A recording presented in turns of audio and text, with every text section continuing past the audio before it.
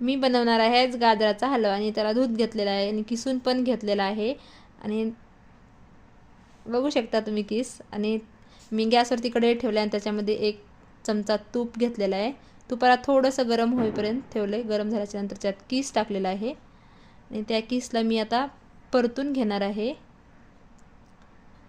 मस्त वास सुटलेला आहे घमघमाट.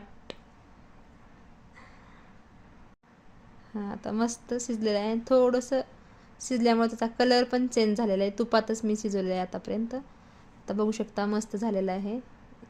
त्याच्यामध्ये एक साईसकट मी 1 वाटी दूध टाकत आहे. दूध टाकून मग फिरवून घेते. मस्त होते साईसकट दूध टाकल्याच्या नंतर. थोडंसं झाकून अजून थोडंसं शिजून घेते 2-3 मिनिट. बघू शकता तुम्ही मस्त झालेलं आहे. आता पण त्याच ज्या वाटीनं दूध घेतलं त्या वाटीनं मी 1 वाटीभर आता साखर टाकणार आहे त्याच्यामध्ये. आपणाला तुमच्या आवडीनुसार टाकू शकता. थोडं जास्त हवी असेल तर तुम्ही जास्त, पण एवढी बस होते 1 किलोसाठी.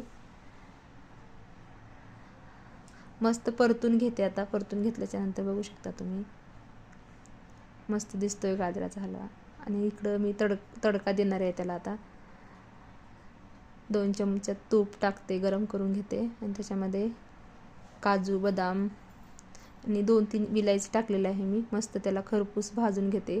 कुरकुरीत लागतो असा मस्त हलव्यामध्ये. त्याच्यामुळे त्याच्यावरती ते तडका टाकणार आहे मी हलव्यावरती. बघू शकता मस्त भाजलेला आहे आणि बघू टाकते आता मी त्याच्यावरती. हां बघा टाकून लगेच काढून घेतलेला आहे प्लेटमध्ये. मस्त झालेला आहे.